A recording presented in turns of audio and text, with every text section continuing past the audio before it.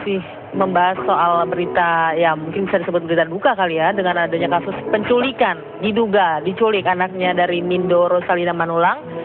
Dan kita masih mempunyai rekaman eksklusif wawancara antara Iwan Piliang dengan tersangka Mindo Rosalina. Kita saksikan dulu bersama untuk menjawab tadi pertanyaan bapak-bapak, apakah memang ini adalah masalah keluarga atau memang ada masalah lain. Kita lihat dulu bersama tayangannya. Disuruh diam, nggak usah ngomong, dimintain uang. Iya. Jumlahnya berapa? Disebutkan aja. Dia bilang, Ini kan sudah kejahatan. dia minta sekitar 5-6 miliar. Saya bilang saya nggak ada uang. Saya bilang sekalipun saya punya uang, saya tidak akan sudi memberikan uang bagi orang-orang yang menyandera anak saya. Tapi saya nggak punya. Tapi kalaupun Itu yang meminta langsung suami atau pihak yang mengambil? pihak yang mengatasnamakan dari pengacara suami saya. Pihak mengatasnamakan pengacara. Ya, saya bilang kalau memang harus mengambil, silahkan itu ambil rumah yang saya tempatin. Biar anak-anakku tidur di kolong jembatan, yang penting aku bisa ketemu dengan anakku. Saya bilang.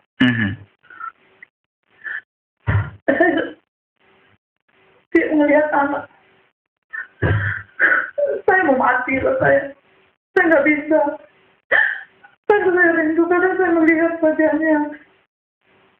Saya mau telepon kemana pun saya nggak bisa. Saya ingin ketemu anak saya, tapi saya nggak tahu. Makanya ketika saya melihat anak-anak di rutan banyak kunjungan, saya sedih, saya cuma bisa menangis. Saya nggak bisa pasrah, saya nggak tahu harus berbuat apa lagi. Saya nggak tahu harus menghadap ke siapa, orang tua saya, kakak saya juga nggak bisa berbuat apa-apa. Saya nggak tahu apa yang harus saya lakukan, makanya saya berani. Kalau saya diam begini terus, semakin saya nggak bisa ketemu anak-anak saya. Itu yang saya lakukan. Apakah suruh diam itu termasuk tidak banyak omong di pengadilan?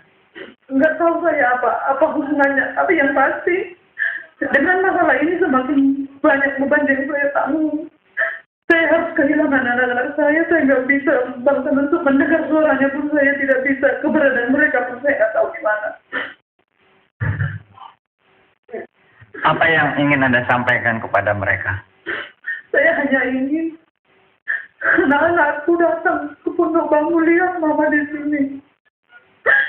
Mama tiap hari melihat mereka. Tiap hari sakit, nggak tahu harus mencari kemana. Nggak ada yang bisa kulakukan, cuma tolong lihat mama di sini. Mama butuh mereka. Mama rindu sama Gabi dan Bintang, itu yang perlu. Itu sesuatu kekuatan buat saya untuk menghadapi kesalahan yang saya hadapi sekarang. Wajib, Pak. Bu Rosa yakin mereka masih ada, artinya di tangan orang tuanya atau di tangan ayahnya? Saya nggak tahu, karena dari dibilang diambil bapaknya sampai sekarang saya nggak bisa kontak bapaknya. Saya coba kontak keluarganya, mereka nggak tahu.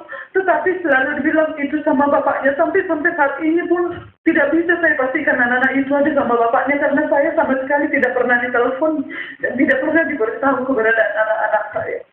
Dan kasus penculikan, kalau penculikan ini sempat dilaporkan.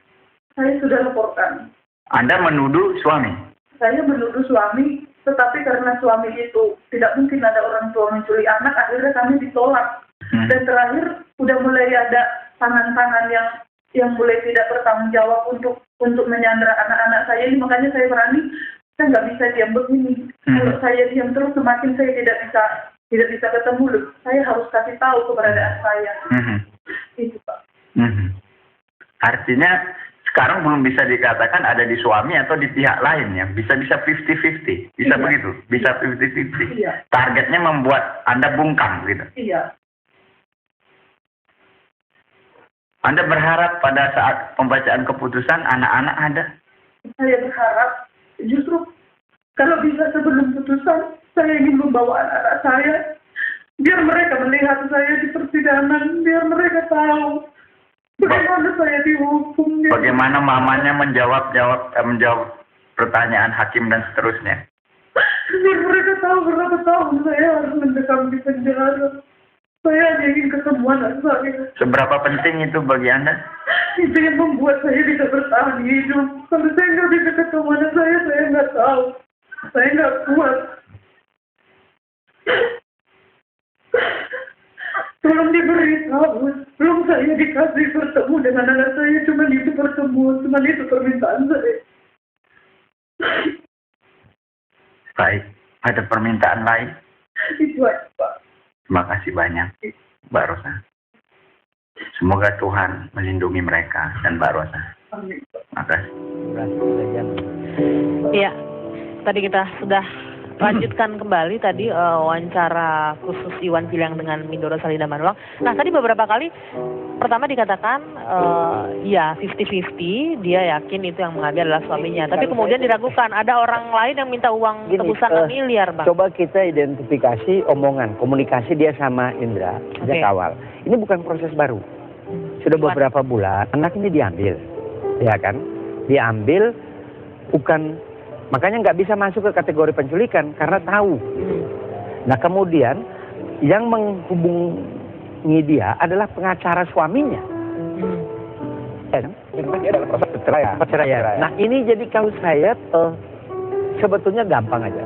Tinggal bagaimana datang kepada polisi, melaporkan kepada polisi, Pak ini suami saya ngambil anak-anak saya karena hak ini kan masih ada kan, karena mereka dalam proses ini kan. Iya. Karena yang mengkomunikasi pengacaranya suami ke dia, minta duit lah, minta segala macam. Tapi mungkin lebih tepat disebut bukan penculikan ya, mungkin penyanderaan ya, penyanderaan. Iya, Karena kalau kita lihat, muncul permintaan uang tebusan ya, Bang ya. karena kalau kita lihat tadi yang disebutkan bahwa dia bisa menuduh juga suaminya ataupun katakanlah ada alternatif yang lain. Tapi saya pikir kuncinya ada di suaminya karena memang hubungan antara mereka berdua sendiri itu sudah tidak akur dan yang terjadi ini bukan baru, ini sudah dari bulan April. Tapi kalau kita melihat apakah mungkin ya ini masalah personal mungkin ya, apa mungkin jika suaminya mengambil tapi tiba-tiba minta uang tebusan sampai angka 6 miliar gitu. Melalui pengacara kan.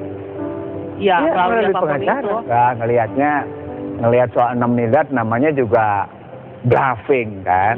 Bisa juga Kan, gitu. enggak logikanya jadi sederhana aja. Kalau saya ingin menyederhanakan walaupun ini kelihatan kompleks gitu ya. Ini yang disebut dengan tragedi dan ironi gitu ya. Tragedinya Mindo terkena kasus korupsi, ironinya di rumah tangganya kayak gitu. Juga ada Posisinya kasus juga, kayak gitu, ya. ironi. Lalu dikasih bumbunya tuntutan 6 miliar gitu ya. Dalam posisi sebenarnya keputusan hak atas anak itu belum ada. Dalam hukum namanya keputusan hak atas anak belum ada. Lalu kalau kita lihat tadi gambarnya adalah anak di atas 5 tahun. Di atas 5 tahun atau katakan mereka yang masih dalam posisi remaja. Anak boleh ditanya, kamu mau ikut siapa? Gitu loh posisinya. Kalau di bawah 5 tahun itu hak ibu pasti. Tapi kalau masih remaja, anak bisa ditanya, kamu mau ikut siapa? Nah, dari sana kemudian muncul bluffing kayak gitu yang ngelihatnya. Posisi dalam Mindo posisi tertekan kena bluffing kayak gitu, langsung lah tangis. Itulah ironinya gitu. Karena dia dihukum, kan lagi di Pondok Bambu, dia karena kan ironinya kayak kebebasan gitu loh. menghubungi keluarga, famili. Itu makanya kalimat saya tadi, innalillahi, Mindo kena bebannya luar biasa. Mungkin juga gitu. dia lihat situasi bahwa Ibu Mindo ini nggak punya pilihan karena dia dalam tekanan mental. Teristimewa dia lagi mengalami masalah. Sehingga untuk menyebutkan 6 miliar, 4 miliar atau berapa, itu mungkin asal sebut saja seperti dibilang bluffing tadi, itu yang penting berapa nantinya gitu. Karena dia dalam keadaan yang sangat tertekan gitu.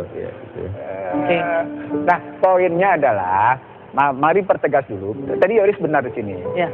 Kita lihat sekarang, kepolisian bisa ngambil tindakan apa, gitu kan? Sekarang kepolisian. Mari kita selesaikan dengan cara biarkan penegak hukum menyelesaikan apakah itu penyanderaan atau itu penculikan. Biarkan polisi bekerja. Itu tadi baiknya namanya Mas Yoris dan saya pun udah ngeliatnya kayak gitu. Tapi di balik itu gitu ya, sorry to say, saya harus mengatakan sorry to say. Seorang perempuan yang terkena beban seperti ini memang luar biasa. Luar biasa.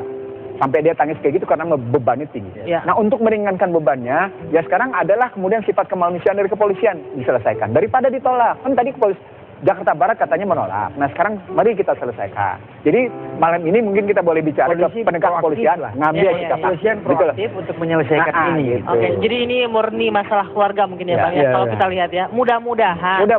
Walaupun ya apapun. Kalau saya bilang bukan mudah-mudahan, itu jelas. Kan dia bilang begini, ini kan diambil bersama-sama oleh bapaknya. Ya. Kemudian yang menjadi komunikator antara Rosalina dan suaminya adalah Penjebakannya adalah pengacara. pengacaranya, oke. Kan berarti ada gastinya 6 miliar. Ya. Ngeri kali ya. Jadi yang agak sedikit mengejutkan di sana ya, ada uang penyanderaan 6 miliar. Oke, baik. Bapak-bapak terima kasih sudah bergabung bersama Apa Kabar Indonesia Malam. Meskipun agak melenceng ya, tapi kita malah Nggak apa-apa. apa.